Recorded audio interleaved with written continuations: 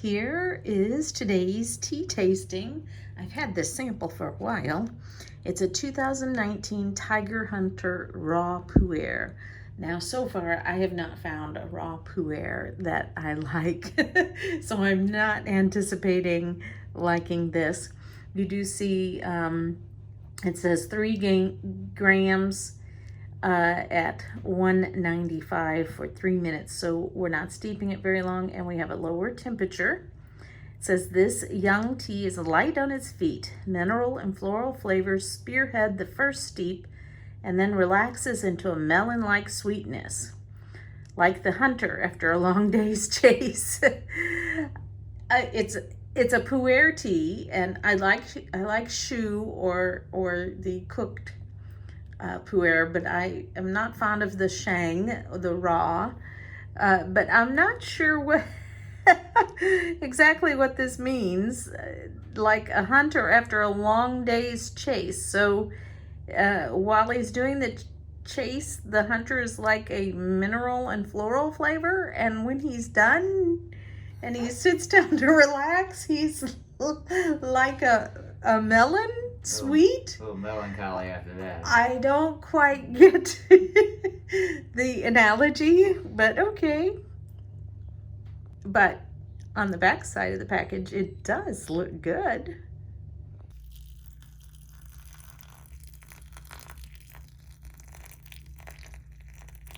Here we go. I'm anxious to see what it smells like wet, because I loved the dry smell. I don't know why it's foaming, that's odd. I did a very short steep because I want to be careful with a raw puer that I may not like. So I'm going to start small and not do that 3 minutes on the package. I have this very yellow golden, maybe? I don't know, I gotta look at my spectrum to see. Here's what the leaves look like. Let's see. After a very short steep, they're just starting to open up. Here's what they look like. Dry. Nice, big, long, rolled. Almost looks hand rolled. I looked at my spectrum of colors, and it could be golden, but I'm going to go more with the musk color. It's kind of right in between. This is after the second steep. We did the first one for only about 20 seconds, left this one a little bit longer. The leaves are starting to open, and I can see that the tea is more of a green tea, which is quite interesting. And there's what the color looks like for a little bit longer steep, still the husk color.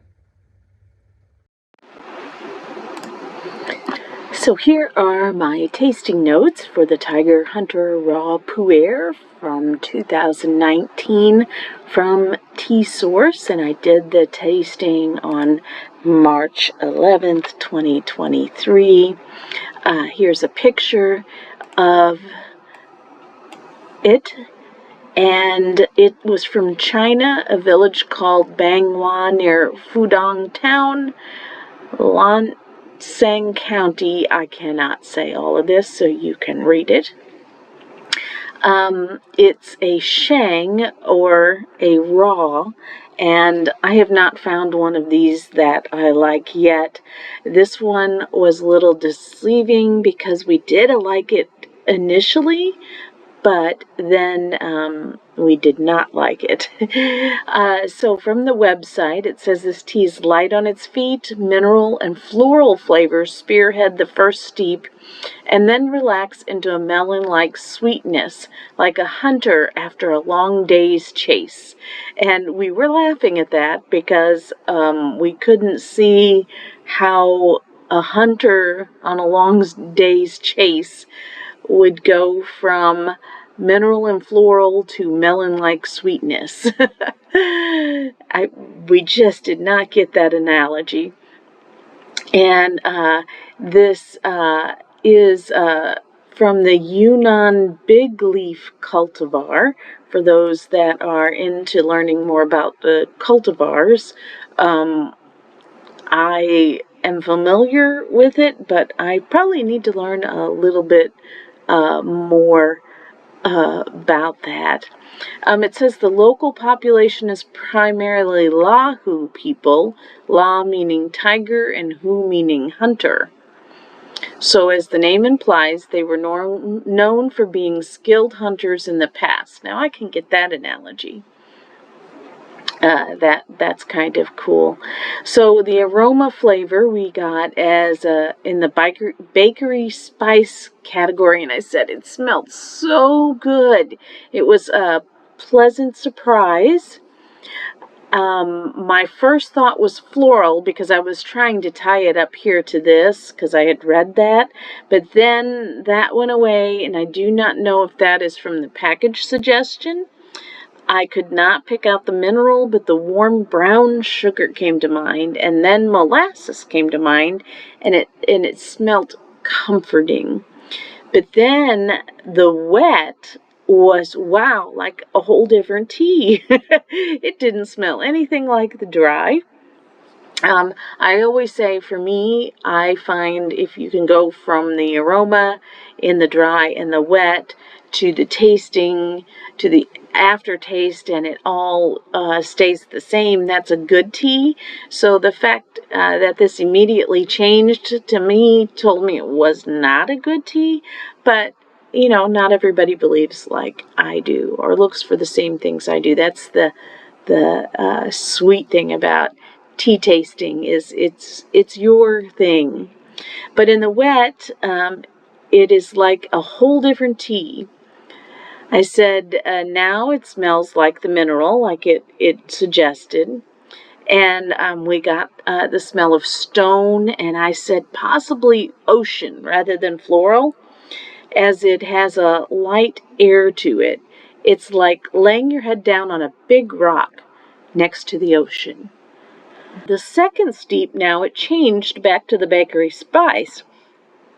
And the wet goes back to the brown sugar or molasses smell, which must be what they're considering melon. So what they were saying was melon. A melon would be sweet, and like brown sugar or molasses. So I was identifying it something different than they were. So the changing of the aromas was the most interesting part of this tea. I did find that very interesting. So here's the color. On the color spectrum, I put it under husk. You can see that's pretty close with that photo. We both gave it a full body. Now, I don't have very many full body teas, and it was a little deceiving because the color here was so light, but yet you expect full body to come from a dark tea. That for some reason you just expect that. So we were pleasantly surprised that it felt full. The first steep was very short, and it wasn't smooth from my memory. Well, here I put smooth on first, short, steep. But my memory was that it was low more than it was smooth. The second steep, it skipped the second category, went all the way to lively brisk, which I like the second category. I don't so much like the third category. So that started knocking it out from the second steep. The taste, I said if I put a rock in some water, this is what I would get. And I liked it okay. That was on the first steep. I liked it okay. We were okay. We were sitting there. We were like, okay, well, I was expecting to not like a raw puer, and I liked it okay. But then the second steep, it turned into something I did not like. It does taste like a green tea that's been steeped too high a temp for too long. It tastes like it was not brewed right, although I never made it to the 3-minute recommendation. I did a short steep again the second time, and it quickly turned into a taste I did not like, very similar to when I oversteep green tea.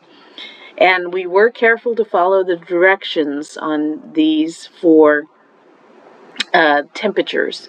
So on the first short steep, we gave it a finish of quick and evaporating, and then I gave it 2 hearts. It's just a personal preference, and in fact, after the second one, my hubby even said, I don't want to brew it anymore. And that kind of ended it. We were like, well, so much for this sample. It may be a great Shang, but I just do not like raw puer. So this might be great for somebody who likes that sort of thing, but it's not for me. No.